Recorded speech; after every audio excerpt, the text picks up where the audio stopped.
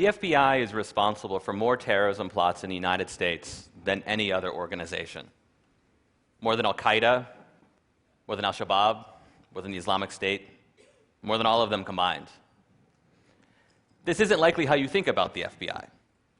You probably think of FBI agents gunning down bad guys like John Dillinger or arresting corrupt politicians.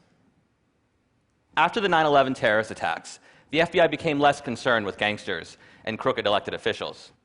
The new target became terrorists, and the pursuit of terrorists has consumed the FBI.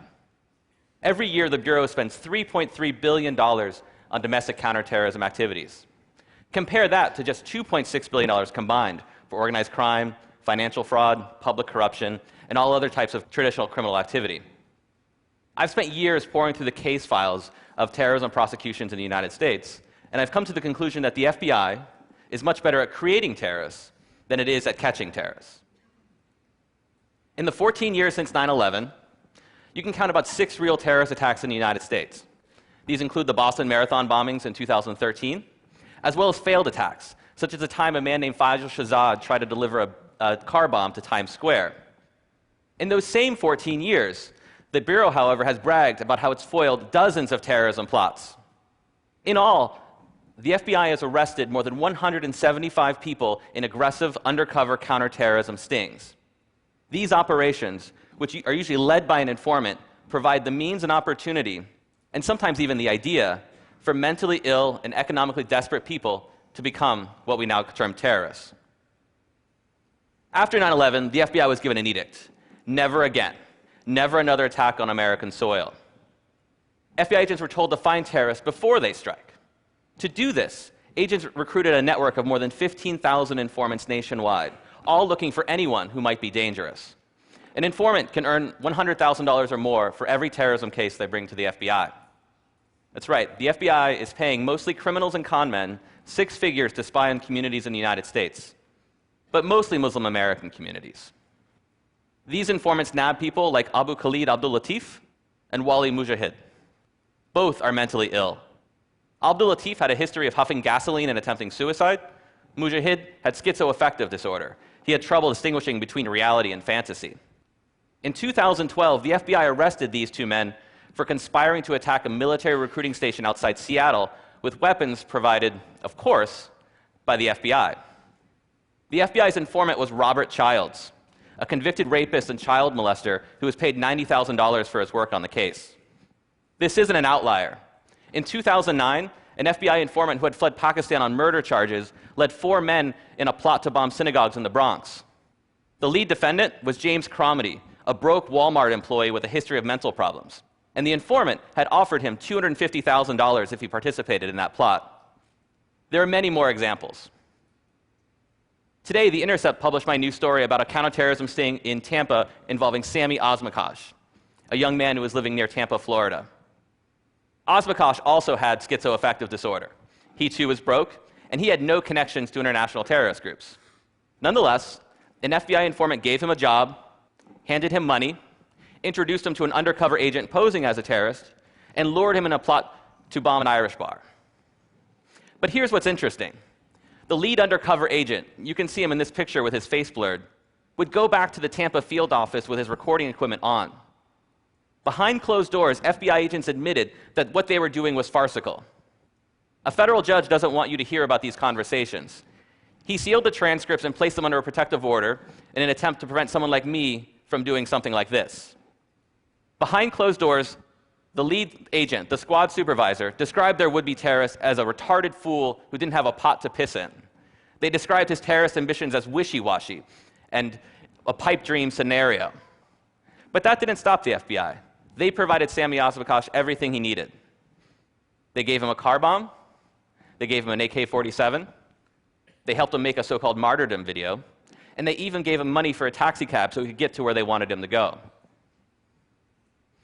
As they were working the sting, the squad supervisor tells his agents he wanted a Hollywood ending. And he got a Hollywood ending. When Sami Osmakash attempted to deliver what he thought was a car bomb, he was arrested, convicted, and sentenced to 40 years in prison. Sami Osmakash isn't alone. He's one of more than 175 so-called terrorists for whom the FBI has created Hollywood endings. US government officials call this the war on terror. It's really just theater, a national security theater, with mentally ill men like Sami Osmakash, unwitting actors in a carefully choreographed production brought to you by the FBI. Thank you.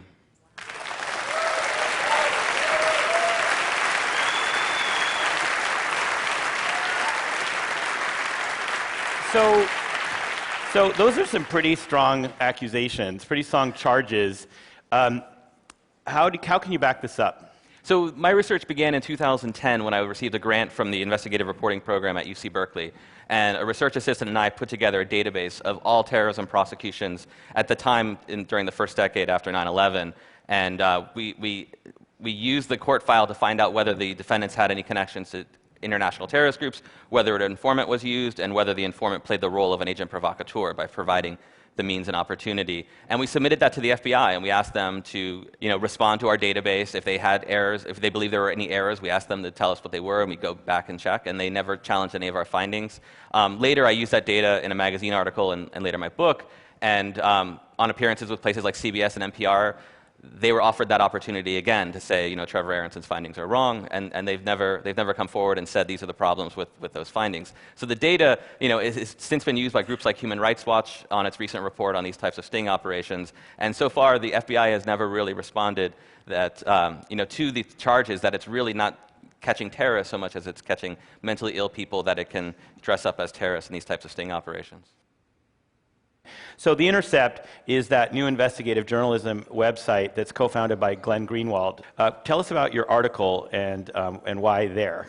Right, so The Intercept seemed to be the most logical place for this because my article is really leveraging the fact that a source had leaked to me transcripts of these private FBI conversations that a federal judge had sealed based on the government's claim that their release would irreparably damage the US government's law enforcement strategy. And so a place like The Intercept was set up to protect journalists and publish their work when they're dealing with very sensitive matters like this. And so my story in The Intercept, which is published today, tells the story of how Sami Osmakash was set up in this FBI sting and goes into much greater detail. And in this talk, I could only really highlight the things that they said, such as calling him a retarded fool. But it was much more elaborate. They went to great lengths to put money in Sami Osmakash's hands, which he then used to purchase weapons from the undercover agent. When he went to trial, the central piece of evidence was that he paid for these weapons, when in truth, these transcripts show how the FBI orchestrated someone who was essentially mentally ill and broke to get money to then pay for weapons that they could then charge him in a conspiracy for. So, one final question. Less than 10 days ago, the FBI arrested some potential ISIS suspects in Brooklyn, saying that they might be headed to Syria. And were those real, or are they examples of more of the same? Well, so far we only know what's come out in the court file, but they seem to suggest it's another example of the same. These type of sting operations have moved from kind of flavor to flavor. So initially it was al-Qaeda plots, and now the Islamic State is the current flavor. What's worth noting about that case is that the 3 men that were charged only began the plot to move or to go to Syria after the introduction of the FBI informant, and in fact the FBI informant had helped them with the travel documents that they needed. In kind of a comical turn in that particular case, one of the defendant's mother had found out that he was interested in going to Syria and had hid his passport. So it's unclear that even if he showed up at the airport that he ever could have gone anywhere. And so yes, there are people who might be interested in joining the Islamic State in the United States, and those are people that the United States government should be looking at to see if they're interested in violence here. In this particular case, given the evidence that's so far come out, it does suggest that the FBI made it possible for these guys to move along in a plan to go to Syria when they were never close to that in the first place. Thanks a lot. That's Great. amazing. Thank you so much. Thank you.